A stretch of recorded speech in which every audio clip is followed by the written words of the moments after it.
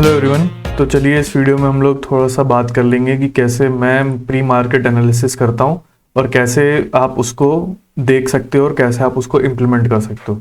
तो देखिए, सबसे पहले तो मैं आप लोगों को एक चीज़ बताना चाहूँगा कि जो हम लोग प्री मार्केट एनालिसिस करते हैं वो हम लोग करते हैं क्लोज मार्केट में। जब मार्केट बंद होता है तब हम लोग करते हैं और हम लोग प्रिज्यूम करते हैं कि गैप अप होगा या गैप डाउन होगा।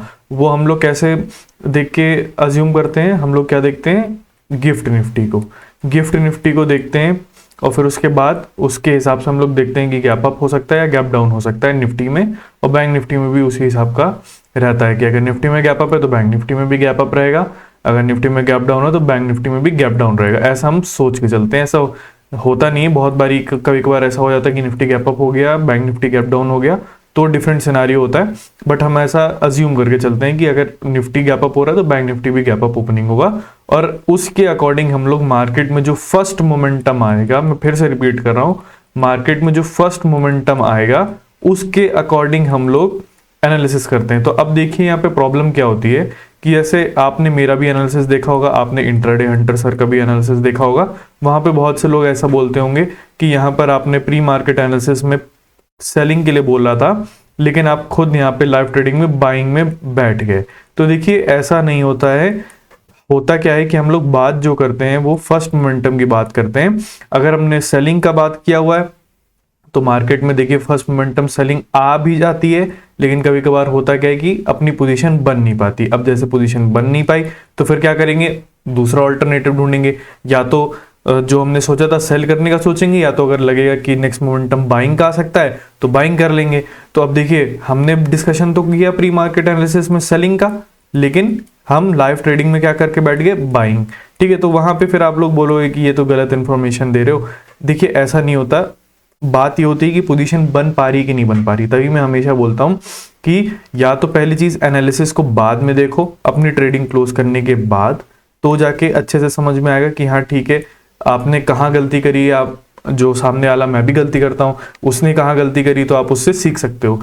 ठीक है, दूसरी चीज क्या आप देख सकते हो, पहली चीज तो आपको क्या करना है, आफ्टर ट्रेडिंग आपको एनालिसिस देखना है। दूसरा आपको क्या देखना है कि अगर किसी सामने वाले ने सेलिंग के लिए बोला है तो देखिए, आपको सेलिंग तुरंत अपना बायस नहीं बना लेना है, आपको अपने आप पे कॉन्फिडेंस रखना है। आपने जो एनालिसिस किया उसी को ट्रेड करना है। ठीक है, अगर आप मान के चलो गलत हो गए तो फिर आप एनालिसिस को देख लो और उससे समझ लो और अपने जो ट्रेडिंग स्टाइल है उसमें थोड़े से चेंजेस ले आओ, बस सिंपल एज दैट। ठीक है, तो इस चीज को आप हमेशा से ध्यान में रखना कि जो प्री मार्केट एनालिसिस होता है वो फर्स्ट मोमेंटम के लिए रहता है और बहुत बारी पोजीशन वहां बन नहीं पाती है। तो मे बी हम लोग अगर बाइंग का सोचे हैं और बाइंग पोजीशन नहीं बन पाई है तो हम लोग मे बी सेलिंग करके बैठ जाते हैं और एनालिसिस में क्या दिखता है कि हाँ, यहाँ पे बाइंग का हमने डिस्कशन किया था लेकिन क्या करी, सेलिंग कर ली। ठीक है, तो ये चीज आपको समझना पड़ेगा। अब चलिए हम लोग आते हैं, डिस्कशन करते हैं कि हम लोग प्री मार्केट एनालिसिस कैसे कर सकते हैं। तो देखिए, मैं कैसे करता हूँ, दो टाइप से करता हूँ। पहला जो मेरा एनालिसिस होता है वो होता है कि एसएल अवेलेबल कहाँ पर है।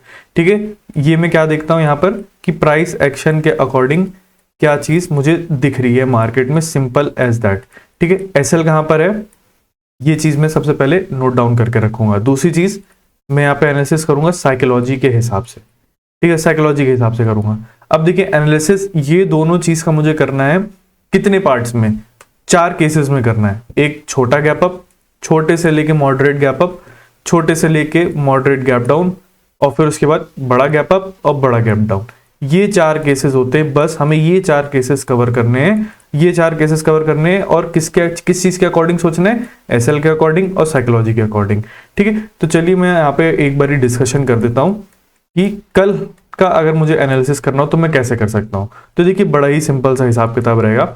इसके पहले का चार्ट अभी आप 1 सेकंड के लिए भूल जाओ। तो पहले मैंने क्या बोला, हमें एसएल के अकॉर्डिंग एनालिसिस करना है। तो एसएल के अकॉर्डिंग हमें कैसा एनालिसिस करना है, बायर कहाँ बैठा है, सेलर कहाँ बैठा है, बड़ा सिंपल सी बात है। यहाँ पे बायर बैठा है, उसको मार्केट ने निकाल दिया, इसकी बात खत्म हो गई। तो देखिए, जनरली आप यहां से ट्रैक करोगे तो जो बात रहती है सिर्फ एंड के इतने से चार्ट की रह जाती है। तो हम इसी की एक बारी बात कर लेते हैं।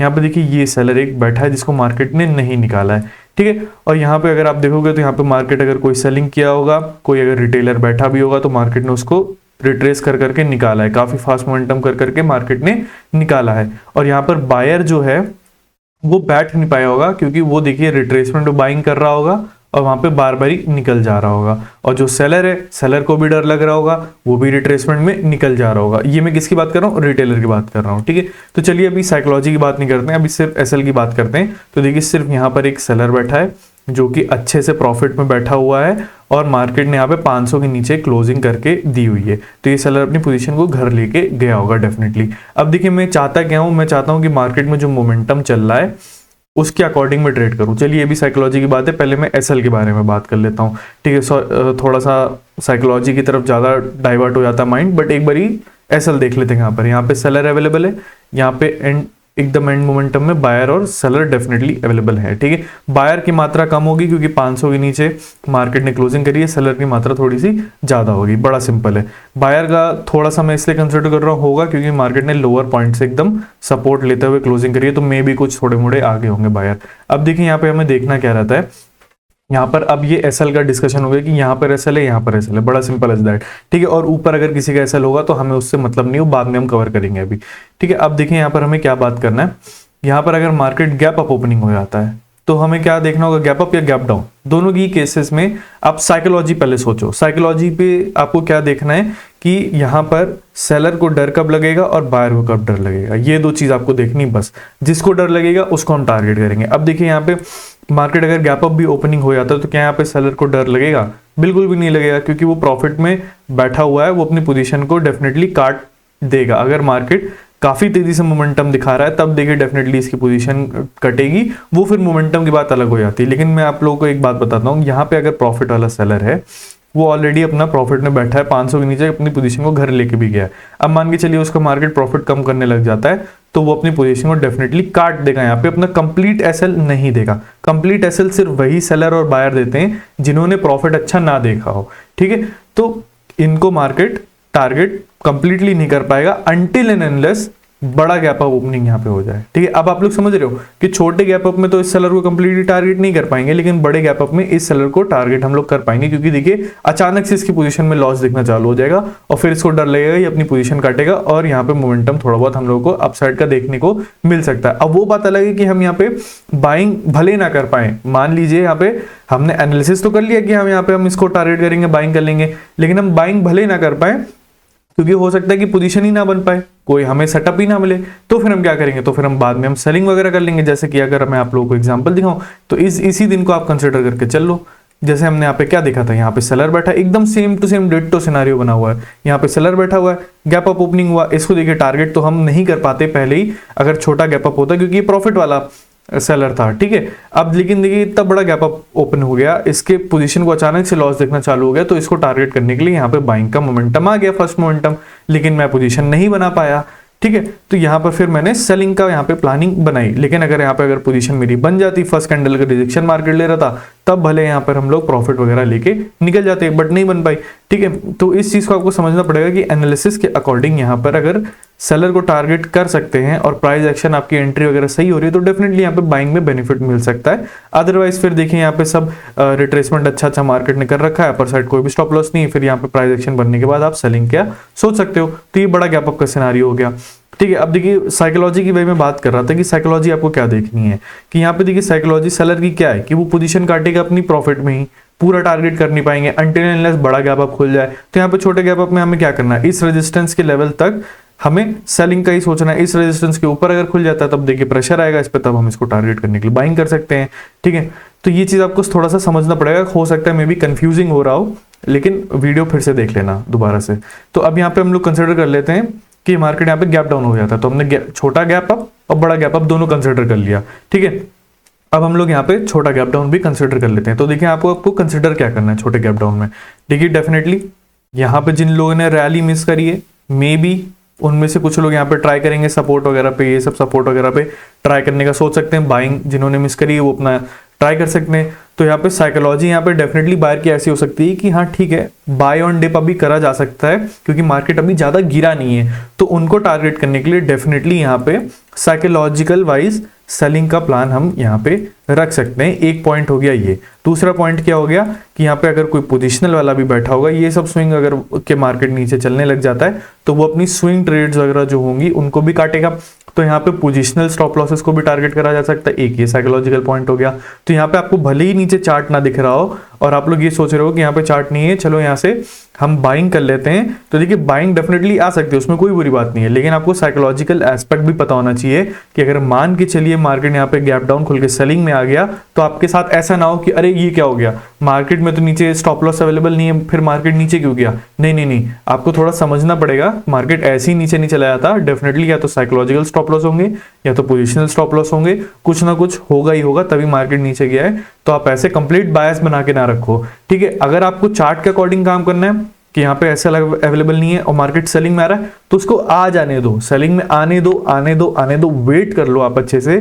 कोई एक छोटा मोटा रिट्रेसमेंट कैप्चर करके निकल जाना, ठीक है। तो रिट्रेसमेंट कैप्चर करने के लिए भी फिर आपके पास पॉइंट होना चाहिए कि मैं सपोर्ट पे बाय करूंगा तो मैं बाय कहां पे करूंगा। जैसे कि 200 का लेवल हो गया, फिर नीचे आप कोई सपोर्ट वगैरह यहाँ पे ड्रॉ वगैरह कर सकते हो, अपना देख लेना चार्ट में, फिर आप वहां पे बाइंग कर सकते हो। ऐसे ही नहीं कि चलो स्टॉप लॉस नहीं, मार्केट ने एक छोटा मोटा ब्रेकडाउन किया, चलो यहाँ पे बाय कर ले, नहीं, ट्रैप हो सकते हो, ठीक है। तो पहले मोमेंटम को आ जान दो, जो सेलिंग का छोटा मोटा मोमेंटम है आ जाएगा, फिर मार्केट थोड़ा बहुत साइडवेज रहेगा, कोई सपोर्ट वगैरह के आसपास आपके रहेगा, फिर आप वहां पे बाइंग कर सकते हो। तो आपको ऐसे देखना, इमीडिएटली बाइंग वगैरह ऐसे सिनेरियो में नहीं करी जाती है, ठीक है, जब आपके साइकोलॉजिकल पॉइंट्स अगेंस्ट में हो, ठीक है। तो आपको ऐसे हेल्प कर सकते हैं। अगर देखिए साइकोलॉजिकल वाइज आपको यहाँ पे फर्स्ट मोमेंटम सेलिंग का कैप्चर हो जाता है, प्राइस एक्शन बन जाता है, तब वेरी गुड। तब यहाँ पे आपका देखिए गैप अप और गैप डाउन दोनों ही केस में आपका सेलिंग का सिनेरियो बन गया, और यही हमारा प्री मार्केट एनालिसिस होता, ठीक है।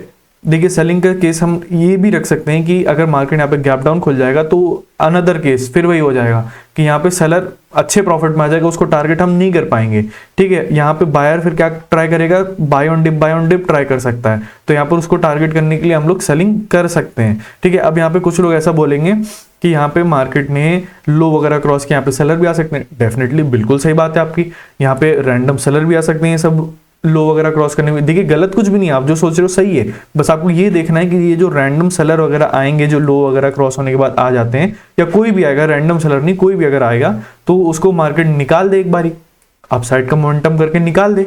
अगर मार्केट निकाल देता है, फिर उसके बाद मार्केट कुछ रिजेक्शन दिखाता है, वहां पे आप सेलिंग कर सकते हो।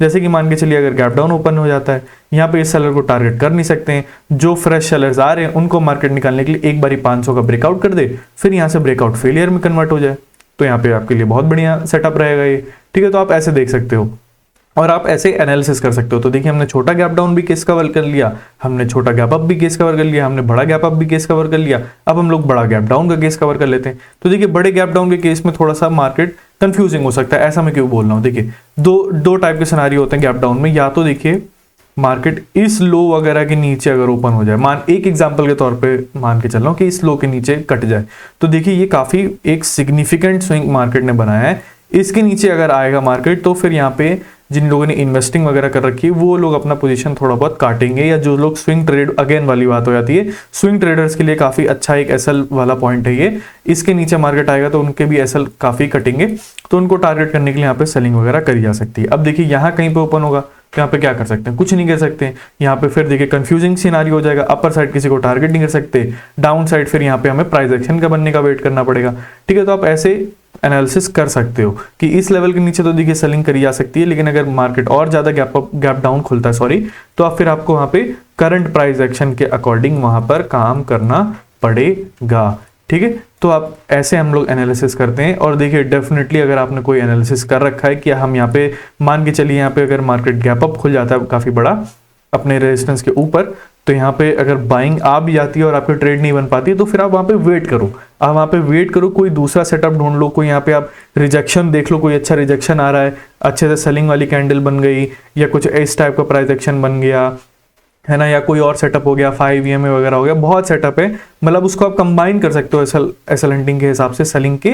तो फिर आप वहां पे बाद में यहाँ पे जब भी प्राइस एक्शन बने 48,000 के ऊपर बने या नीचे बने, आप वहां पे ट्राई एक बारी सेलिंग का डेफिनेटली कर सकते हो, ठीक है। लेकिन अब यहाँ पे आप कंसिडर करो सिनेरियो को कि यहाँ पे आप बाइंग नहीं कर पाए, 48,000 के आसपास मार्केट आ रहा है और फिर ऐसे रिजेक्शन दिखा रहा है, और फिर ऐसे अगर आपको कोई अपॉर्चुनिटी मिल जाती है रिट्रेसमेंट पे बाइंग करने की, तब तो बहुत बढ़िया बात है, आपका एक सेटअप भी बन गया कॉल साइड का, ये सब जो सेलर बैठे हैं इनको टारगेट करने का अपॉर्चुनिटी भी मिल गई आपको, ठीक है। तो अब देखिए मैं ये सब सेलर को क्यों ऐसा बोल रहा हूँ, क्योंकि देखिए यहाँ पे रिटेलर तो निकल गया होगा लेकिन अच्छे अच्छे सेलर यहाँ पे बैठे रहते हैं, ठीक है ना। तो इसलिए यहाँ पे मैं कंसिडर कर लेता हूँ, जब बड़ा गैप अप खुलता है तो यहाँ पे मार्केट बाइंग के मोमेंटम में थोड़ा बहुत इनको टारगेट करने के लिए यहाँ पे एक मोमेंटम आ जाता है, इसलिए मैं बोल रहा हूँ ऐसा, ठीक है। तो चलिए ठीक है, आज के लिए इतना ही। आई होप आप लोगों को थोड़ा बहुत समझ में आया होगा कि प्री मार्केट एनालिसिस कैसे करते हैं। पहला हो गया एसएल के अकॉर्डिंग, दूसरा हो गया हम लोगों का साइकोलॉजिकल के अकॉर्डिंग की साइकोलॉजिकल एसएल हम लोगों को कहाँ मिल जाएंगे। ये सब राउंड नंबर वगैरह जो होते हैं काफ़ी इंपॉर्टेंट होते हैं, 47, 500, 47, ये सब मतलब 1000 के लेवल, 500 के लेवल, तो इन सब का आप थोड़ा ध्यान रखना। 200 का भी लेवल हम लोगों ने सीखा हुआ है, काफ़ी इंपॉर्टेंट होता है, तो इसका भी आप लोग थोड़ा ध्यान रख के कंसिडर कर सकते हो कि यहाँ पे बायर अपनी पोजीशन रख के गया होगा कि काटेगा कि नहीं काटेगा, ठीक है। तो आप ऐसे थोड़ा सा कंसिडर कर सकते हो साइकोलॉजिकल पॉइंट्स को समझने में। तो यही था आज का वीडियो। आई होप आप लोगों को कुछ मदद मिली होगी प्री मार्केट एनालिसिस करने में। Thanks for watching.